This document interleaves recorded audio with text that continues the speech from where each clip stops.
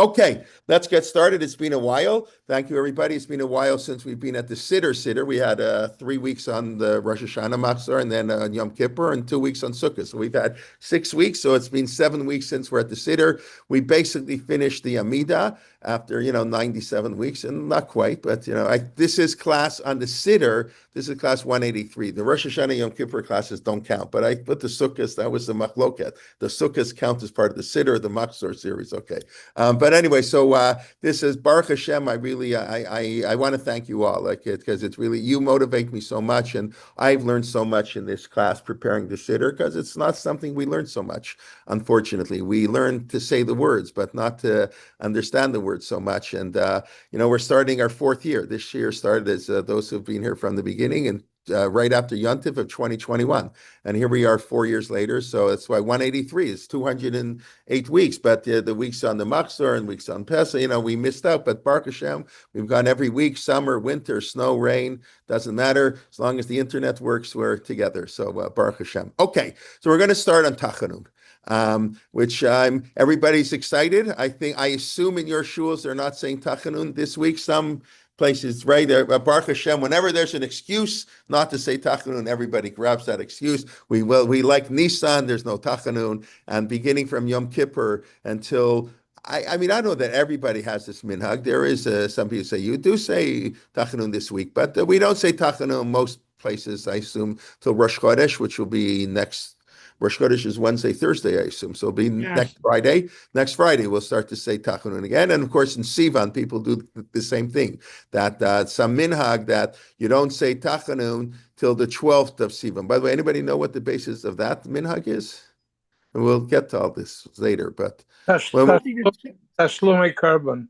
Tashlumim, right. So the idea is that Misha lo chag et Yom Rishon shel chag. It's a Mishnah in Sukkah, actually. I don't have it here, but the Mishnah says when you come to Yom Tov, we say every morning in davening. I actually did this. I spoke a little about this in Shul over Yom Tov. Elu dvarim she'en lehem shir hapayah habikurim v'hara'ayon. What does hara'ayon mean?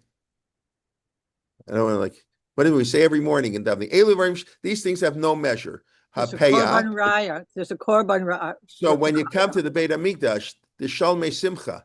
When you come to the Beit, so one thing is you're not allowed to come to Beit Hamikdash empty-handed, right? The Beit Hamikdash is God's home, so you're invited to somebody's home. It's not you don't show up at somebody's house without a bottle of wine, flowers, something. So you don't show up at the Beit Hamikdash without a gift, right? That's the difference. Soloveitchik's famous, beautiful distinction between the shul is our home, Beit Tefillah, it's our home. God comes to visit us.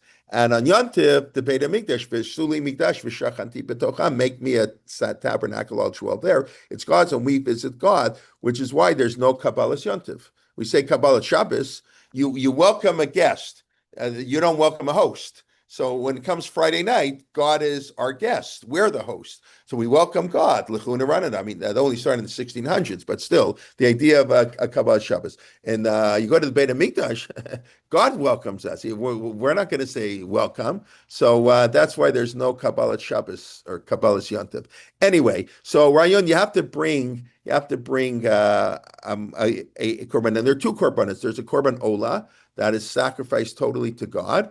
And then there's the korban shlamim that we eat. The shalmei simcha, we call it. That's, basar v'yayin on Yontif, they're supposed to eat meat and drink wine. So the meat refers to, in the Beit HaMikdash, that you brought a korban shlamim. You brought a peace offering, and then you ate it. You shared some, and then you ate it. So that's the question. Do you still have to eat meat today? In other words, today where we don't have a korban, so assume it's proper. And I don't know, some people, today we're into dairy. I must say, now in the meals of on Shmini Atzeret Simchas Torah, the 4 meals, I only had one meat meal, and that's because we ate in shul one meal, and it was a meat meal. The 3 meals we ate at home were all dairy this time. Usually we'll have at least one meat meal, but we have 5 vegetarian kids, and that's what happens. Only one of our kids eats meat. Not that they were all home, but anyways. So that's this. So if you don't bring, and then there's a korban chagiga. That's a achag, the special extra korbanot. So if you don't bring it on Yontif, you have an extra week to bring it. If you don't bring it on the first day of Sukkot, that's what the Mishnah says. You have till Shmini Atzeret. And then that's a machloket. They quote the pasuk in Kohelet. No, muvat lo yachol itkon v'chisaron lo yachol imanot. We read it on Shabbos Chol Hamoed. That something that is crooked you cannot fix. Muvat lo yachol itkon v'chisaron, and something that is missing lo yachol limnot. You can't count it if it's not there. So the Talmud uses that. One example there, if you don't bring, I think that Mishnah, I believe, is in Chagiga, where it talks about these korbanot, and the Mishnah said, nah, what are you talking about? So you don't bring meat. That's not something you can't fix. You know what something you can't fix? A man has an affair, and he's holy to remember mamzer. That's muvat lo yachol likon. That can't be fixed. It's a very sort of, like you go from like, wow, from eating meat in the temple to like mamzer.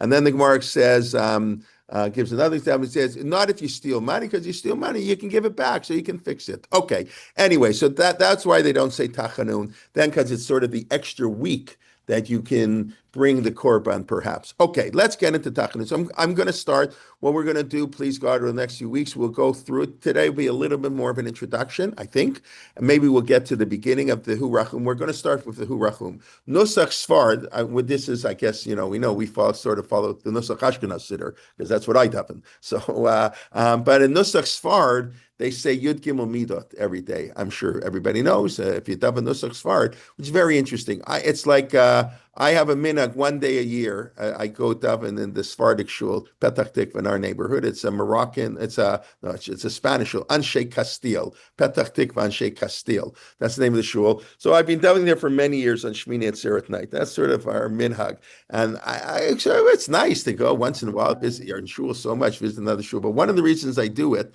because our shul davens Nusach Sfard, and I don't know, I can't handle. It's me, Hakafas on Shmini Atzeret night. Even though it's very quick, no, Hakafas is on Simchas Torah.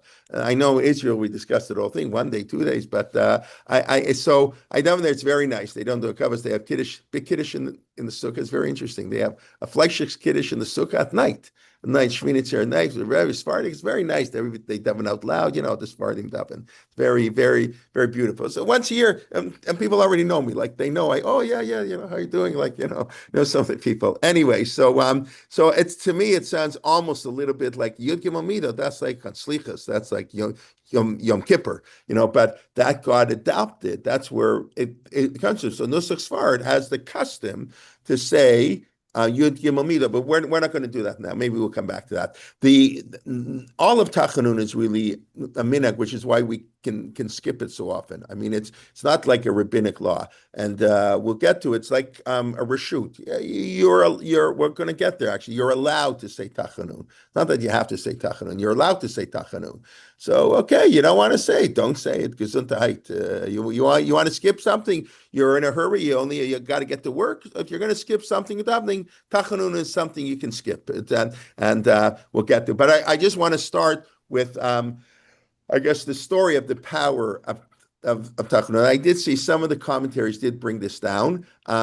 Probably one of the most famous Talmudic stories, but the second half of the story is not quite as well known as the first half, and that's, of course, Tanur Shalachnai. That's the story when Rav Elazar and the Chachamim are debating on the kashrut of an oven, or the purity of an oven, right? You know that famous case of Torah lo b'shmaim here, but just, are people familiar with what they were fighting about? Does anyone tell me what exactly the fight was about? It's actually, I wrote about it, like when I was doing my articles on Daf Yomi. Anybody know what the fight? What everybody knows, Torah lo b'shamayim, Torah's not in heaven. What were they fighting about? Anybody? It was Tomei or something. Yeah. What was the issue? I think if the oven was made of separate pieces. Okay, so it was an oven that became impure. It was an oven that had come in contact with death, so to speak. And so it became impure in some way. Some food that was tamei was cooked in it. And then the oven was destroyed. They knocked it into pieces and they rebuilt it. So it's like when you fix your air conditioning, is that a new air conditioner or is that a fixed air conditioner? At what point does something become it's new, and at one point does it become it's fixed? So that was the debate. Oven. I mean, there's actually Rashi and the Rambam debate exactly what they were arguing about, but this is what they built it They put sand in between the layers, and it was rebuilt. So is that the old oven? So it's still tame, or no? It's not. It's a new oven. So that was the debate. When does it become new or old? So Rabbi Eliezer, Hagadol, Rabbi Eliezer ben Hyrcanus said it's a new oven, and therefore it lost its status as a tamei oven, right? I think everybody's, if you break a glass, if you break glass and then you reheat it, I don't know, make glass again. I think we'd all agree it's a new piece of glass. No one's going to say it's the same piece of glass. I assume you can do that. I don't even know if you can do that, but that was the debate. And Rabbi Yeshua said, no. The rabbis say, no, it's the same old oven. So he brought all his proofs. If I'm right, the river, the tree should move 50 feet and the river should flow backwards and the wall should come tumbling in, and all that happened. And the rabbis weren't impressed. We don't observe Jewish law based on water going backwards or trees moving. That's not how Jewish law works. So he pulled out his trump card. A voice from heaven should come. And a voice from heaven came, and he said, Torah lo b'shamayim. It's such a powerful Talmudic story. This is what we know. The Torah is not in heaven. And then when God gave the Torah, he lost the right to observe the Torah.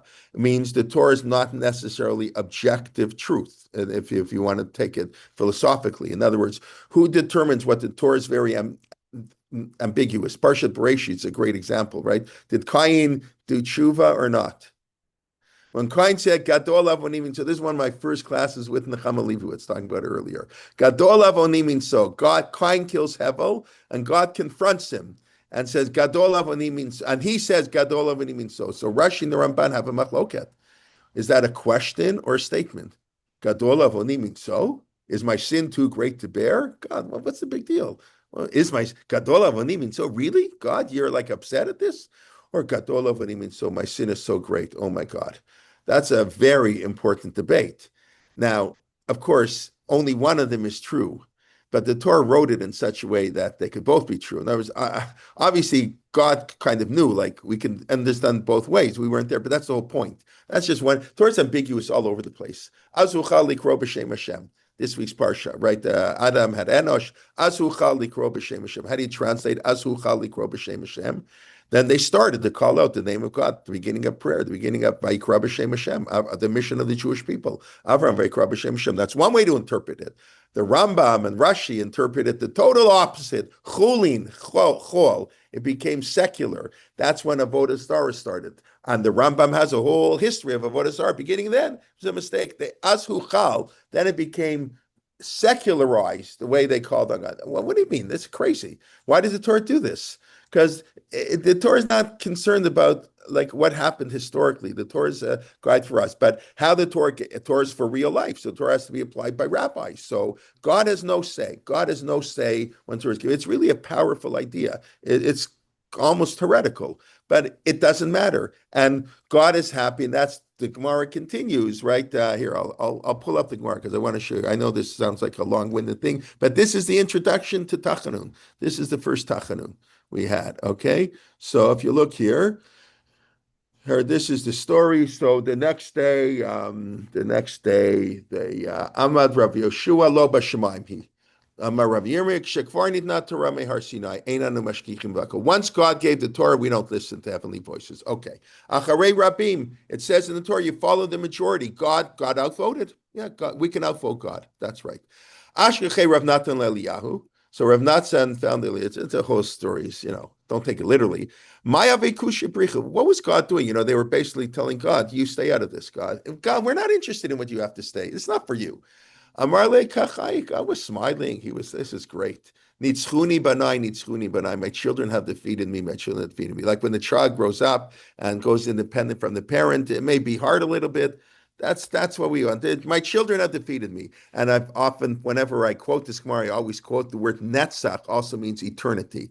My children have made me eternal. The only way the Torah is eternal is if it gets worked on. You can't just leave it there. It's got to be worked on. God put man in Gan Eden la'avda, l'shomra. The only way you can guard something, you have to work on it. La'avda. Just to guard it, it'll go rotten. You can't just keep status quo, right? You win the Super Bowl, you got to make changes to win it again. You can't, no status quo. There's no such thing. We don't believe in that. So, nitzchuni banai, the way we made Torah eternal was through interpretation and debate and developing. Okay, then the Gemara, so they put him into cherem. That's not for now exactly, but they told him Rabbi Akiva had to go to one to tell him, and this part of the story people don't know as much. So the Gemara says like this. He was crying. They told him they excommunicated him, Rav Elazar. I mean, he's a great rabbi, Rav Elazar Hagadol. So he started crying. You know what happened? The whole world went upside down. All the crops started getting destroyed. Up but sake shabirisha, even bread. You couldn't make bread, right? Even dough needed in a woman's hand spoiled. There was great anger on that day. Gadol hayat shebachol makom shenatan b'nei Elazar nisraf. Wherever Rabbi Elazar learned, he destroyed the whole world. The whole world was in danger of being destroyed. He just burned it all. Vaf Rabban Gamliel, the one who excommunicated him, Rabban Gamliel was in a boat. And oh yeah, he was about to sink. The boat was about to sink. And he says, I know it's because of what I put Rav Elazar ben Hyrcanus into cherem. So he says, God, no, you know what? I had no choice. I had to do it. Not for now. It's worthy of discussion, but just to be aware of this. I did it because we couldn't have division. We're right after the destruction of the temple. We have to unify the people. That's why Rabbi Gamliel took such harsh position.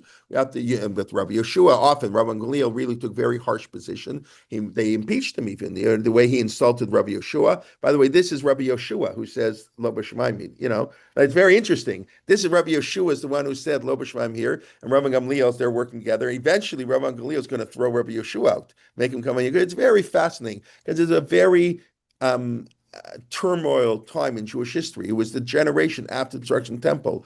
Jews were totally it was after post-Holocaust. I mean, obviously, destruction of the temple was we considered the post-Holocaust. Jews were confused, and we needed strong leadership as we had after the Holocaust, right? Why our leaders this generation don't compare to the last generation? Because as Rav Soloveitchik would say, because we needed it. After the Holocaust, God granted the Jewish people some amazing leaders. I don't know, you know all the names. And we don't have them anymore, whatever, because after the Holocaust, we need it. Okay, so fine, it stopped. So here's where we get to Tachanun. I just figured this is important. Ima Shalom, that was her name. Again, it's not her name. Names in the Talmud in the Torah are symbols. The mother of peace, right? We just had this huge controversy. They just excommunicated somebody. So isn't it funny? It's obviously there's a message here. Ima Shalom, the mother of peace. Devetud Rabbi Elazar. That was Rabbi Elazar's wife. Her husband just been excommunicated. But he also happens to be the sister of Rabban Gamliel. Rabban Gamliel put his brother-in-law into cherem, excommunicated him. Me'ahu masav elech lo. This is the origins of Tachanun, at least in the Talmud, one of them. From that moment on, she didn't let her husband say Tachanun, to fall on his face. Nifilat afayim, that's what we call Tachanun, right? We put our hand down. They used to prostrate themselves, we'll get there, like we do on Yom Kippur, V'anachnu Korim, or even fully flat. So apparently Tachanun is very powerful. And she refused to let because she was afraid. He would pray for his brother-in-law to die. He's angry for good reason. What they did to him, they destroyed his life, over a stupid oven. And I say that, I know that's a harsh word to use, but it's, you have to realize what I say, what were they arguing about? It's really tragic. It's so Jewish, terribly. They're arguing about the purity of an oven. When did they live?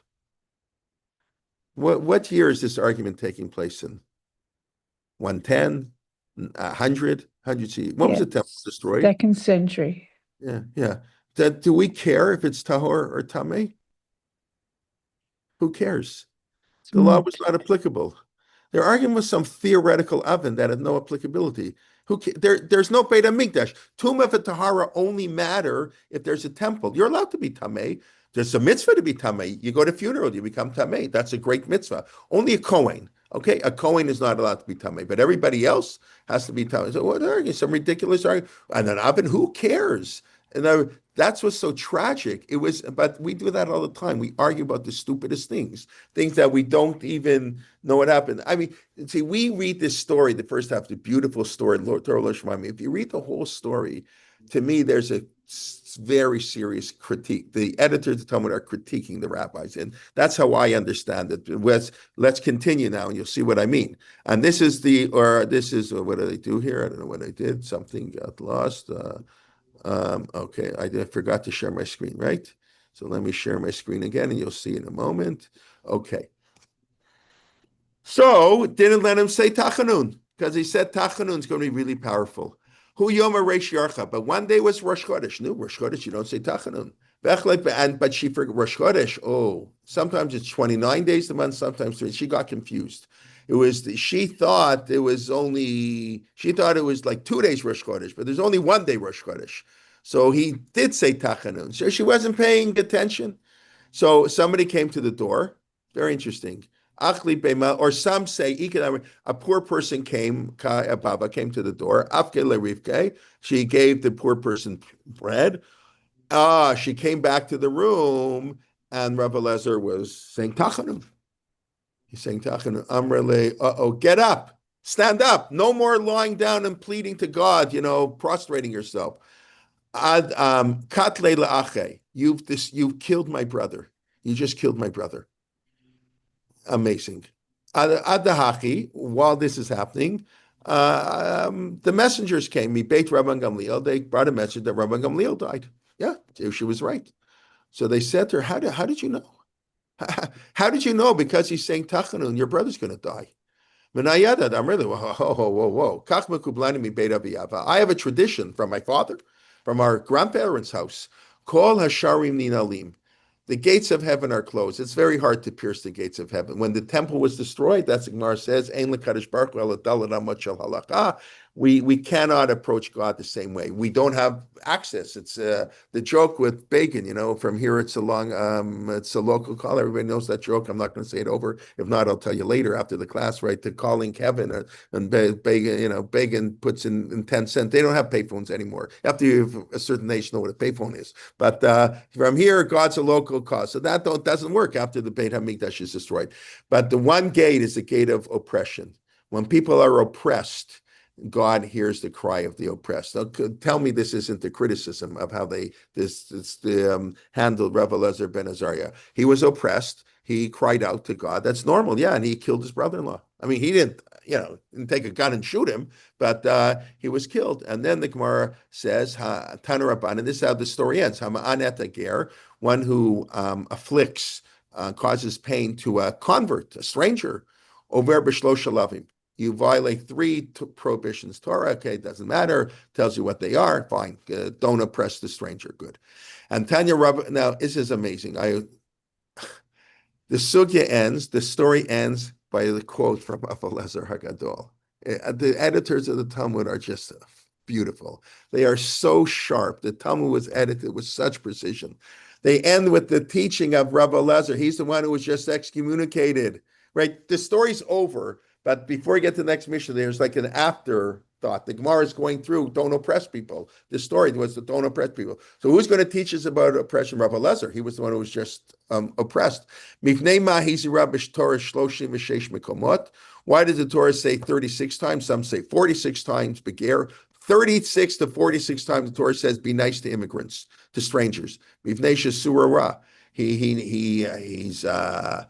It's hard for him. He's going to go back to his evil ways. If you're not nice to him, a person converts to Judaism, and then he's a convert. We're not going to some convert. Who are you? We'll get out of here. So he'll go back to he'll curse Judaism, and he'll go back to his old religious ways. It'll be very bad. Got to be really sensitive, and that's what it says. You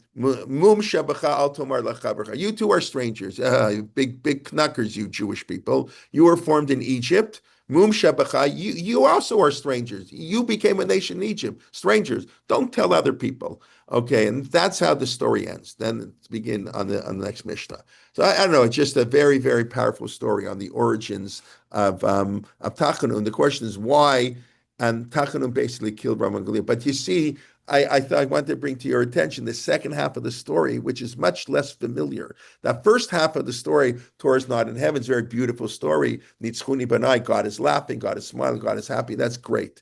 But you know what?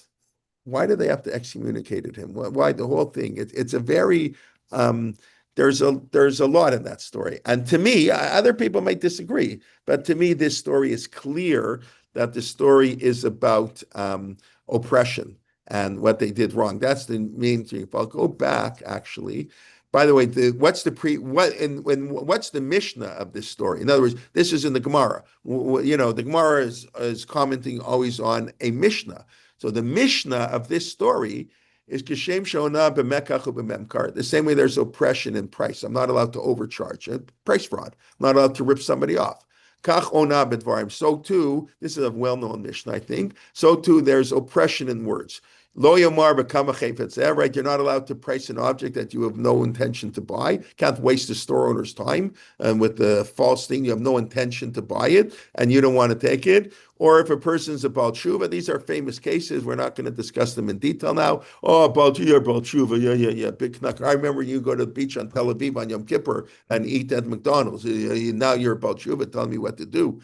Emu ben Gerim, if he's the son of converts. I remember your father was such a noise for it, a terrible thing. So this is terrible. And it's on this Mishnah that the story of Rav Elazar takes place. So, and I've said before, this is this sort of the new scholarship in Israel, that understanding Agadot are not just, the rabbis needed a break from their halakhic discussion.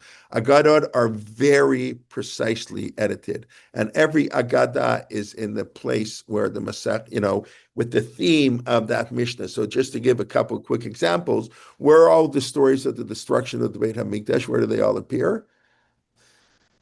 In Masechet Gittin, because it's the fourth God and Jews. Where it's all things about the mitzvah to live in Israel and Ktuvot. Okay, I'll tell you another one. Where's the stories of chinuch, of education? In Masechet Sukkah. Leman yedu dorotechem ki besukot hoshafti et bnei Israel. The purpose of Sukkot is to teach your children. We think of Pesach like that. So Tanu Rabbanan, when a child knows how to speak, Heleni Hamaka, the opening story, the Masechet Chinuch. The sugi, not everyone. It's a spread until, but there are a lot of topics of chinuch in Masechet Sukkah. It's so beautiful when you begin to understand it. So this is I first heard this. I first heard this idea actually, Tova, from Michael Levenstein, Alav Shalom, my roommate who passed away unfortunately a number of years ago, and tragically they lost a son in Gaza, their youngest son. So when we learned together in Yeshiva Hakotel, and we grew up together in Toronto, and we were roommates in New York, and so he told me this in the name of Rav Kook, that Rav Kook developed this idea that all the Agadot in the Gemara all correspond to the theme of the halachic theme. And he told it to me when we learned Masechet Makot. I didn't learn it with him. When I made a sim on Masechet Makot. So the last story in Masechet Makot is the famous story with the foxes running out of the temple and Rabbi Akiva laughing.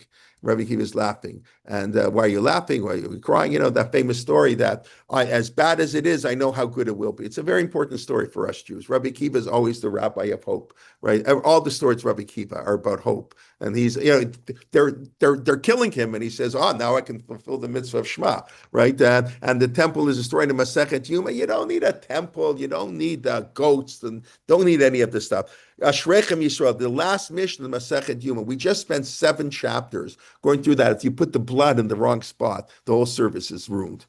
We 7 chapters, every detail, this blood on this corner, and oh my gosh, and how they tie and how they pick up which goat they're going to throw over the mountain, how they do it. Detail after detail after detail. The last mission of Rabbi Akiva, you don't need any of this stuff.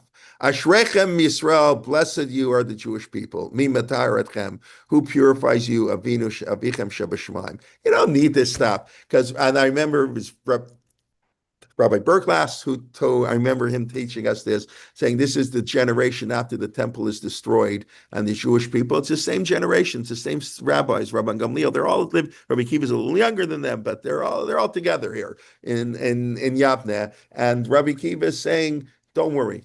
Judaism can survive without a temple. Yeah, a temple is just, well, you have it, fine, good, but if not, you don't need it. You need the heart of the Jewish people. So Masechet Makot, so he sees a fox and he's laughing. It's going to be great.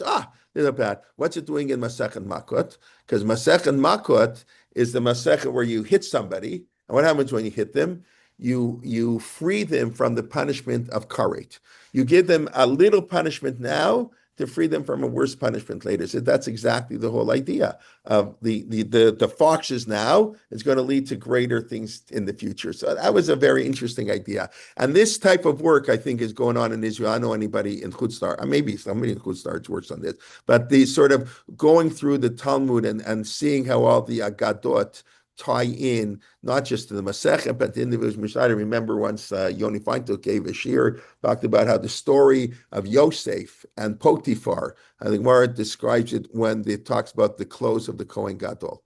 Now, of course, it makes sense. I don't remember the whole thing because obviously the clothes of the Kohen Gadol and Potiphar's wife, taking the Yosef having to run away with his clothes and everything. So there are always these parallels. So it's very important to look that out. Okay, it's a long introduction. Let's get into Tachanun a little bit itself. Okay, so that was just the power of Tachanun. Why do we say Tachanun? Let's start with that question. We just spent 25 weeks or so on Shmona Esrei. Right? I don't even know, maybe more than we everything we want to pray for, and we say it silently, and we repeat, and we pray for health, and we pray for wealth, and we pray for everything. What in the world? Why are we saying Tachanun? So the truth of the matter, this is not okay. So what? And anybody want to answer that question? Rav Soloveitchik raised that question. Rabbi Kelman, don't we say Tachten in Damida Slach Lanu? Right, exactly. So you're raising, okay, good. We're going to, very, very good. Right, that's the question. Why do we say this? What haven't we asked for that we're asking for in Tachanun? Now, Tachanun, we'll see as we go through, it reads like Slichus. Maybe it was Slichus. Maybe that's its origin. It reads like Slichut. What do I mean it reads It like reminded me of Yom Kippur. Right, because we begin with Hu Rachum Yichaver upon God should forgive us our sins. That's the first thing we say. It's all these verses pasted together from all over the place. That's exactly what Slichut is. And it's attached, right? See, originally, Slichut were said as part of the Amidah. And we still do that. When do we do that? When we say, I don't know, does anybody ever, maybe poor Krovitz, then it got moved till after Shachrit. But it used to be Slichus were part of the actual Amidah. No, I'm not for Rosh Hashanah, not before Yom Kippur, not the Slichot we just said, but the Slichot on fast days were always attached to the Shmona. We're part of the Shmona Esrei. And then for whatever reason, I know I have to look into it exactly why and when it happened, they moved the Slichos into sort of a separate thing, but right after the Shmona Esrei. And the fact that we don't say Kaddish, the Chazan doesn't say Kaddish until after Uval Tzion, which tells you that it's all connected to Shmona Esrei. Whenever we finish a unit of prayer, we say Kaddish. So normally, like we pray once. So after Mincha, if you say Aleinu, you say Kaddish. We say half Kaddish when we're sort of in a transitional point. So Psuke de Zimra, the songs of praise, it's not really davening. It's the introduction to davening, and we transition. And in many shuls they'll switch the chazan even. Often if two people are saying Kaddish, so one of the people will daven until Yishtabach, and the son will take, because it's a transitional point. You're still in the same mode of prayer, so we say half Kaddish. So we say half Kaddish right after, between Shmona Esrei and Ashrei, and then we say full Kaddish after Uval Tzion. In other words, we finish Shmona Esrei. Shmona Esrei is like, that's the major part of Tefillah. When we go to something else, we have to break. But the break isn't said till after Tachanun. In other words, I might have said half Kaddish and then Tachanun and Ashrei, Uval Tzion. That's not what we do. The Tachanun is attached to the Shmona Esrei. Then we say half Kaddish, then we either we lane or we say Ashrei. Debbie, what do you want to ask?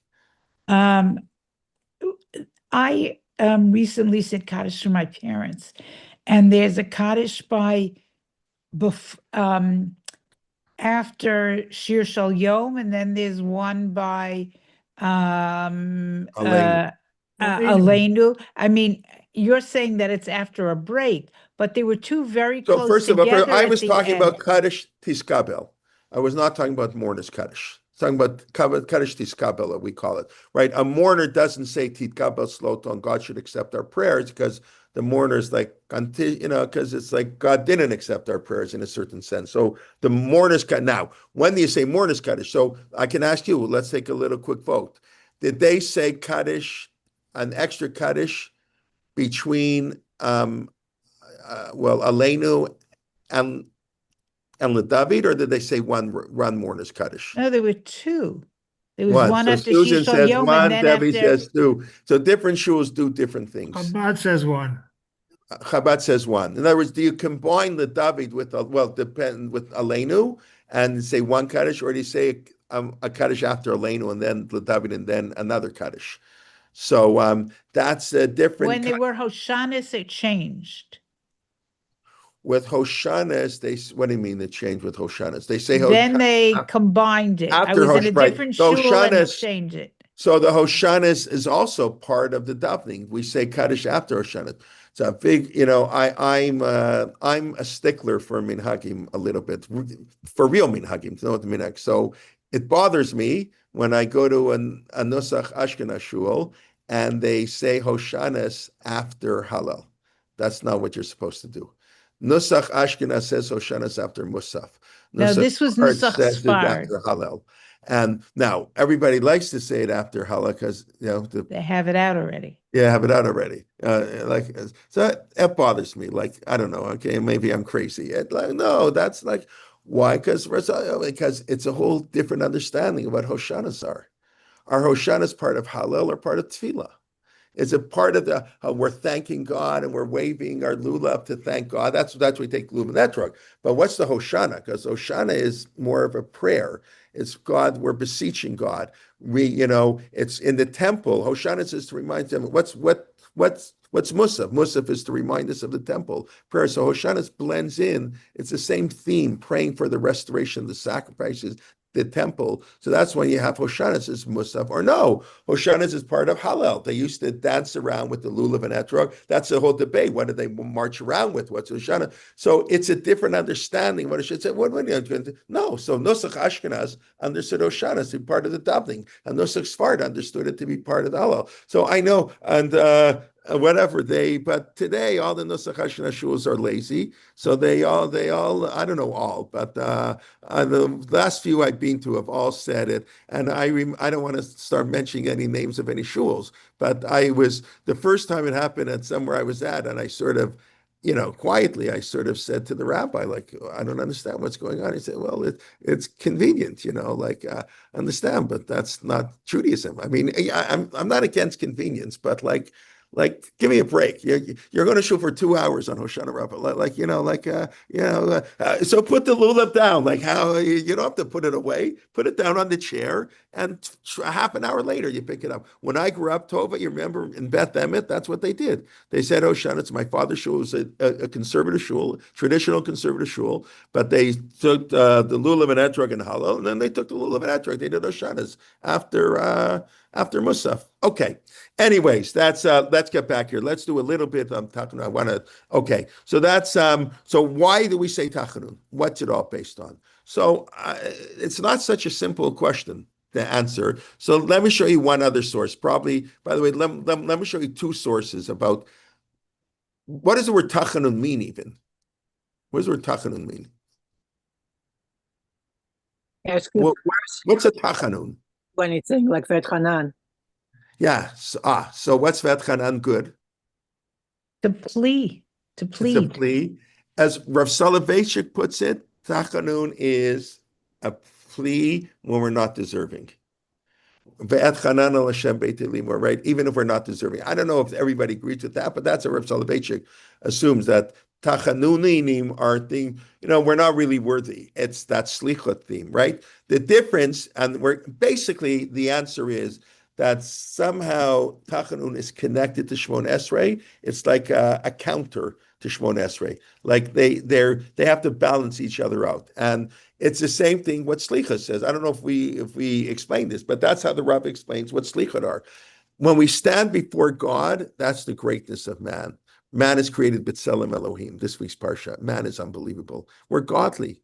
We have part of God in us. So we can stand before God and we can demand things from God. And we ask, and we more than we've discussed, when this a community, we don't just ask God, we demand from God a little chutzpahdik. Okay, well, we're a little chutzpahdik. Okay, that's davening. That's amidah. We can stand straight and erect before God. We're partnered with God. We can tell God, Torah is not in heaven, right? We decide. That's amidah. What's tachanun? What's slichus? Slichus is we're nobodies. We're no better than an animal. It's that famous midrash. Man comes last in creation. If we're worthy, the whole world is ready for us. God created a world so man can come in and enjoy it. And if we're not worthy, even the ant was created before we were. We're nothing. So slichut represents the nothing because we're both. Obviously, the answer is that's man. That's what it means to be a human being. We're both great and we're both nothing at the same time. And maybe not always at the same time, but often at the same time. So slichus represents the lowliness of man. And that's why I said that's the halacha. See, every halacha, I always say every ritual has an ethic. Every halacha has a beautiful teaching. There's a minhag. I wouldn't call it exactly a halacha, but it's quoted in the Shulchan Aruch. Shulchan Aruch quotes this. The person who says slichas should daven shachrit. You understand now the beauty of this minhag? That now, remember, they're saying slichas not at 9:30 at night, like us lazy people do today. And convenience, slichas has also become what's convenient, as opposed to getting up at half an hour earlier in the morning. Okay, what can you do? That's the way we are, new. So the original slichas, you said right before shachrit, and pre-dawn, so to speak. So the chazan who says slichas that we're nobody, that same chazan should get up before God, we're somebody. Right, you have to be a somebody to be a nobody, that old joke, right? So the slichas, so we want the same person who said how lowly we are to say how great we are. Such a beautiful idea. This little minhag that the person who says slichas, don't worry. I don't know if it applies to the guy who davened at 9:30 at night, slichas minyan. That I'm not so sure it applies there. But anyways, it's not. I don't know that shuls really observe this. They'll have somebody slichas who knows the nusach, and then they'll give some guy who is saying kaddish to daven shachrit. But it's a beautiful minhag. So that's what tachanun is. Tachanun is the counter to Shmon Esrei. That's really how the Rabbi explains it. Shmon Esrei is we're great, we're amazing, we stand up before God. The X, Y, and Z. We want this, and Tachanun is we lie in our face. And the minhag used to be they would literally prostrate themselves. We don't do that anymore, right? We just go. We go like this, and but it's the loneliness amount to counterbalance, but it also is something else. It's very, very personal. Now, we're going to get to the old problem we always have in prayer, that we have a fixed text. Tachanun never had a fixed text. The Shemona Esrei has always been a fixed text. The rabbis allowed you, maybe encouraged you, to add in your own personal pleas. That's why you say it silently. But the rabbis told us the structure. They gave us a template. You've got to say 3 blessings at the beginning to praise God. Then you've got to say 12, 13 in the middle. You must ask in this order. You must ask for wisdom, for forgiveness, right? For business and repentance and forgiveness and redemption and healing and economic success, return of the exiles, the judges, right? I'm just going through all the brachas in the Shemona Esrei. They told us what you must say. And that text, as we discussed, was established by the Beit Din, by the Sanhedrin.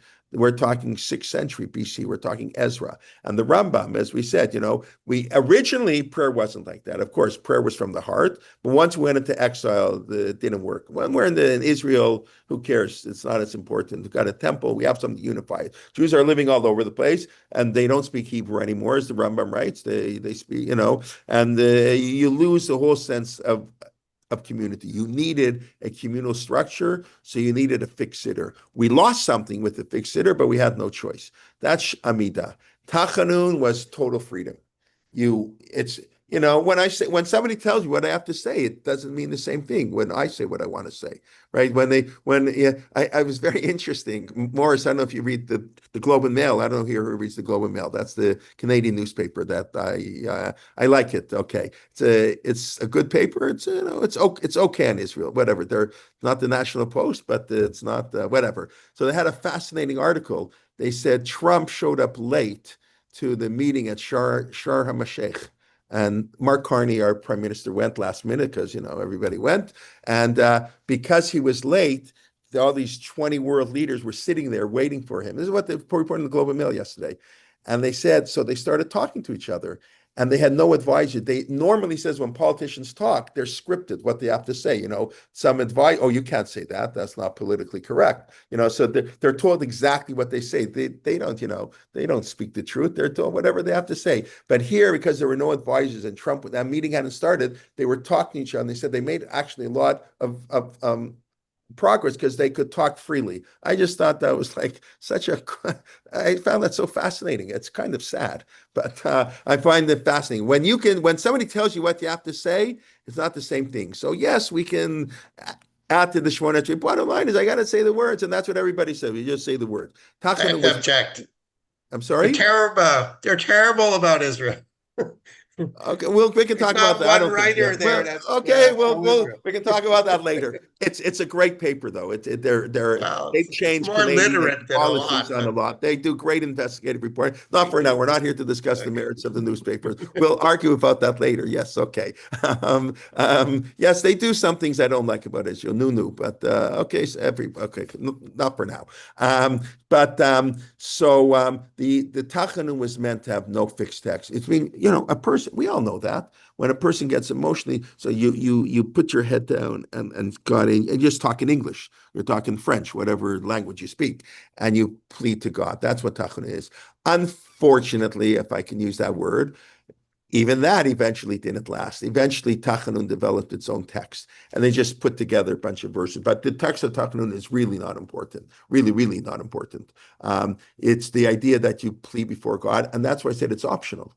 You don't want to. You figure I said everything in the Shemona Esrei. I don't have to add anything. It's not a requirement. When you have to pray, I have to do it. So it takes away from being from the heart, right? The Rambam writes, a Jew has to pray, but how often, how long, how many times? It's all up to us. Originally, that all changed. The rabbis gave it a structure, but so the Tachanun is that original structure of prayer. No fixed text. No time when say it. So you say when you want to say it. You're not in the mood today. You figure you don't have to say it. And that's probably why I would even go, I'll take it a step further. It's the fact that we can plead before God, like the loneliness of man, that already is God's kindness. I just drove God crazy, asking him for 13 things, everything. I'm going to try to more, like we say all the time, the Ramban. It's a great act of kindness that God allows us to pray. So Tachanun is an act of kindness that God allows us to ask even more. But you know what? Just like on Shabbat, we don't ask for our physical needs. We only ask for a spiritual need. So on days that are of special importance, we don't say Tachanun. Nisan is a very special month of redemption. That's not a place for Tachanun. That's a place, the greatness of man, the Jewish people are going to have a great history. Not a place to plead before God. We look at it as sort of we're happy we don't say Tachanun. No, in other words, we're not allowed to say Tachanun. These are not days that are appropriate for this personal, oh my God, please. I mumbled the words because the rabbis told me I have to mumble the Shemona Esrei. Now I'm going to tell you what I really think, what I really want. God, problems with my kids and whatever the issues, and this, my business and the stock market and whatever, or the Blue Jays. I figure I could right. I remember. Are you allowed to pray for sports? That's an interesting halachic. That's an interesting philosophical question. That's the Green Bay Packers and the Kansas City Chiefs are playing in the Super Bowl. So what if you live in Kansas City? You pray to God for Mahomes to have a good day, and I don't even know who the quarterback is on Green Bay anymore. But whatever. I don't know. That's because you. But leave that aside. But you can pray for sure. I mean, if you're a player, that's I think if you're a player on the Kansas City Chiefs, then for sure you can daven that you should win. But if as a fan, that's maybe a different story. But okay, narishkeit. But okay, but but the true matter, it's not as narishkeit as it sounds. You pray for things that are important to you. Maybe if you feel sports are so important, that's a little bit of an issue. But you can pray. You should, not you can. You should pray. You should do well on your chemistry test. Yeah, well, who cares? Your chemistry test. So I mean, there are all problems in the world. The hostages, still 19 bodies are still in Gaza, and you're worrying about a chemistry. Yes, you're worried about your chemistry test, and you want to get into a good university, and you want to. This should go well, and your business deal should go well. Yeah, you pray that my investment should do well. That's totally not legitimate. It's more than legitimate. That's what God wants us to do, and that's I told you the first time I ever heard Rav Soloveitchik speak. I only heard him speak a few times in my life. The time I got to YU, he wasn't really well anymore. But I remember a speech, I think it was 1981, and he gave a talk at YU public, and this is what he talked about tefillah. He talked about Egypt, and he was talking about praying. You pray for what's meaningful to you, what's important to you. And I remember I used chemistry tests because I remember that was the example he used. You have a chemistry test. So you should pray that, to also study. Don't only pray. You should pray and study. Do well on the chemistry test. Anyway, so Tachanun allows us to, it's God's allowance to ask him for more after them. We're very lowly. It's counterbalances like the slichot, like God is Amida. We stand before God. We're great. We're lowly, but because we're so lowly, we have to beseech God. We need so much. And God says, okay, pour out your heart. Lie down, pour out your heart. I will listen to you. But that's not for every day. That's not when the holidays for the Jewish people.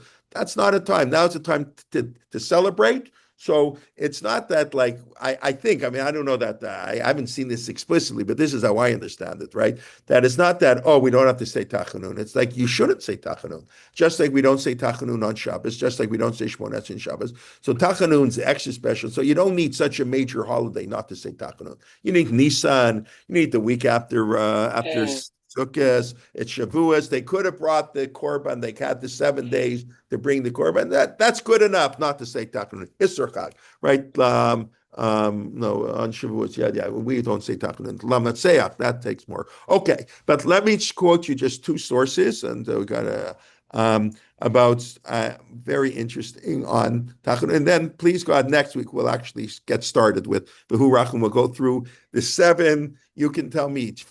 Figure out, we're not going to say Tachanun before next class, the Monday, Thursday Tachanun, but the way Sefaria does it too, actually, but I saw in the Tibina, they divide the Rachum into seven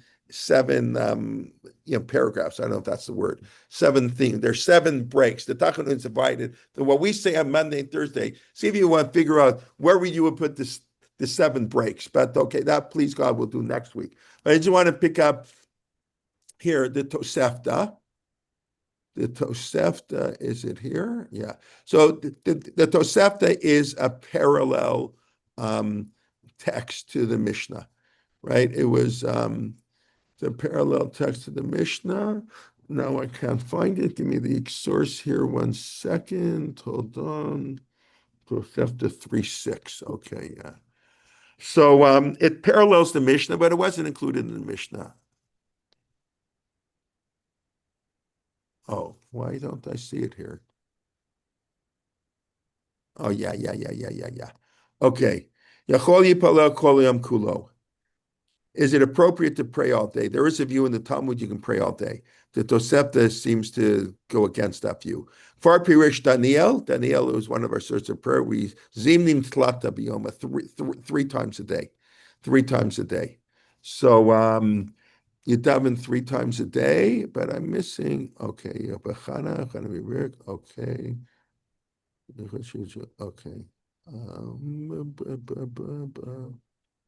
Oh, here it is. Okay. Ein omrim dvarim davar achar emet v'yatziv, al omrim davar achar tefillah, afilu keseder vidu yom haKippurim. This is one of the sources of Tachanun to Tosefta. You're not allowed to say anything between Kriyat Shema and Shmona Esrei, except what the rabbis say, Ga'al Yisrael, that one bracha. You're not allowed to add things. Ein omrim dvarim acherim. That's what the Dalet is. Aval omrim dvarim acherim or davar acher afterwards. You can say after tefillah. After you say Shmona Esrei, you can say whatever you want. Afilu keseder vidu yom kippurim. That's probably where Nusach Sfar gets the idea that we should say. I started saying right. Nusach Sfar says Yud Gimel Midot every day, and Nusach Ashkenaz doesn't. That's what it says. You want to say even. You can even pretend it's Yom Kippur. Even then, Yom Kippur, you can say the Vidu of Yom Kippur. That's what we do. Ashamnu, Bagadnu, Gazalnu, Dibarnu, Dofi. That's when Nusach Svar does. And they say Erech Hapai, and then they say Yud Yomamidot, right? Now, you don't have to say it. It's totally up to you. You have permission. That's what I was explaining. You have permission to add things out to Jonah to say Tachanun, to add your personal prayer. And the permission is so great, you can say whatever you want as long as you want, because that's your personal prayer. And obviously, when say Kasidim, say whatever you want. So that's the one source. The source in the Mishnah itself is right here, which of course is very interesting, who is going to be a debate between Rabban Gamliel and Rabbi Eliezer, right? The same people who were fighting about the oven, right? Rabbi Eliezer, his brother-in-law. A person should say Shmon Esrei every day. Already in the Mishnah, this is not totally clear that we all have to say what Rabbi Yehuda says. Nah, the Shmon Esrei is too hard. You can't tell people to say Shmon Esrei. Remember, there's no Siddur. People don't have a Siddur. They have to know the whole thing by heart. They say a little, Me'ain Shmon Esrei. They say a little bit, Havinenu. They say a few words of each theme. It's one blessing. God grant us wisdom and forgiveness and wealth and health and justice. So you just say a few words and it's one bracha and you cover the whole Shmon Esrei. He said that's enough. So Rabbi Kiva says it depends. If you know it by heart, if you're like educated, you know it up and say Shmon Esrei. If not, say a little bit. But the next Mishnah, Rabbi Lezer says no. You know what? He seems to disagree with this whole concept. Hoset tfilato keva. If you say the same thing every day, what's prayer? Prayer's from the heart. You say the same thing every day. Ein tfilato tachnunim. This idea of tachanun. Your prayers are not reaching heaven. They're not sincere beseeching God. Obviously, how can a fixed text be something that is pours out what you feel to God? I said you shouldn't daven the same thing every day. That's right. Now, that's what I'm saying now is a more, I don't want to say it's a radical interpretation. It's probably the simple interpretation, but it's not how the sort of the halach interpreted it. Oseh tfilato keva means you viewed it as a burden. It's like, it's very heavy on me. I got to daven. But I think in the context, what it really means, right? If you're going to say fixed, you say fixed prayer every day, there's something missing. And that seems to be a debate. Rabbi Lezer seems to be arguing on this previous Mishnah that says, okay, they're arguing how much of the Shmon Esrei. He said, Rabbi Lezer says, no, you can't have fixed prayer. Prayer's got to be tachnunim. Tachnunim means what you want to say. So maybe the halakha made our Shmon Esrei kind of like a keva, but it should be still some spontaneity. That's why I don't like when Shua says, okay, it takes 9.5 minutes, you got to get to Baruch 21 minutes in Shabbos. They give you rules, 14 minutes. No, that's not tefillah. Tefillah keva means some days. I mean, it's hard it is hard in a community setting, right? But the idea is that no, you're going to daven, what you feel like. It shouldn't be fixed. It shouldn't be 18 minutes. Some days it's 18 minutes, some days 24 minutes, some days 55 minutes. So anyways, but that's the Ein Tfilato Tachnunim. Tfilah has to be Tachnunim, and that's what Tachanun is, the idea that you have our own personal prayer. Okay, let's quickly review, and then please God, we'll pick up next week. We'll pick up and we'll start on the text of Tachanun. Okay, so we discussed the power of Tachanun you see in the story of the excommunication of Rabbi Eliezer Hagadol is because he was allowed to say Tachanun, that his prayers were heard, even though those, I don't know that he directly prayed. It's hard to say he directly prayed that Rabbi Gamliel should die, but he was clearly praying for his suffering. And sort of God interprets, well, who made you suffer? Your brother-in-law excommunicated you. I think that's really along the lines of how it went. He was suffering. And the Gemara says, the gates of oppression are never closed. He was oppressed. And there's the criticism here. So that's because Tachanun represents sort of what we do. It's the counterbalance to the fixed Shmon Esrei, that we gave you, this is what you got to say, and then we kind of allow you to continue. That's what it says in the Tosefta. We allow you to continue to pray even more with zero fixed text. That, of course, got changed eventually, but okay, what can you do? And pour it as much as you want, Yom Kippur, as little as you want, as much as you want. You don't feel like saying it, you don't have to say it. And then certain days we're not going to allow you to say it. Okay, and then we'll go through in the next few weeks, please God, we'll go through and saying what the actual, Tachanun, it's really beautiful. If you pay attention to the Monday, Thursday Tachanun, I think some of it is so beautiful. And we'll take a few weeks, we'll go through it. Okay, let's just see. I heard saying Hoshanas after Musaf is an insult to Kohanim. I never heard that. I don't know. That sounds a little bit. Don't give him a yashikoach. I don't know. Okay. Very good. Yocheved, I don't know what's fascinating. What Susan wrote is fascinating. Okay, yeah, I never heard such a thing, but very good. Okay. By the way, I have to send out later today. Rabbi Liebtag is going to give a special shiur on Sunday. He's going to start a series next Sunday, but this Sunday he's going to give a shiur why great biblical events happened in the last week of Tishrei. To tell you the truth, I don't have a clue what he's referring to, but I guess we'll find out. Leave it on the bed until you pick it up. I'm sorry. I'm sorry. Was somebody asking something to me? You're going to pick some. I'm sorry, Jack. What were you saying? No. Okay. Fine. Okay. So he'll have his regular time. 11:15. Monday, I told you, as I mentioned in the beginning, Rabbi Grumman will start his Beit Medrash on Brachim. Mark Shapiro will be back. We'll have Rabbi Shulman is back this week. Natty Helfgott is starting his series on the book of Yechezkel on Wednesday night. And then we'll have a couple new series starting up next week. Oh, and Moshe Sokolow is starting a series on Piyut and the Parsha, which I think is actually quite interesting. The Piyut team that they used to say, that of course we don't say anymore, but for the Parshat HaShavua. So those are some of the new classes starting this week. We look forward to learning with you. And as always, please invite a friend, and Shabbat Shalom. Thank you very much. Shabbat Yes, shalom. very quickly, I have to go and Shabbos. teach them. Sorry, I'm sorry. Yes or no, did you get a note that I left you last night? The note that you wrote to me about the passing of Rabbi Yeah. Hauer? Yeah, Yeah. very sad. I didn't know him, but he's from Montreal, right? I'm sure everybody saw He's that at from the OU. I suddenly, originally. I'm sorry. I went to Yeah, camp but with his sisters. He grew up in Montreal. We went to Camp Moshevat together, but with his sister. Yeah, very sad. I mean, what can I say? He's But a cousin of mine. yeah, okay. Yeah. Okay, we should have happy occasions. Smachot. Okay, everybody. Shabbat Shalom. Be well. Thank you. Shabbat Sorry, shalom. I got to run. Thank you. Shabbat Okay, Shalom. bye-bye. Thank you. Shabbat Shalom.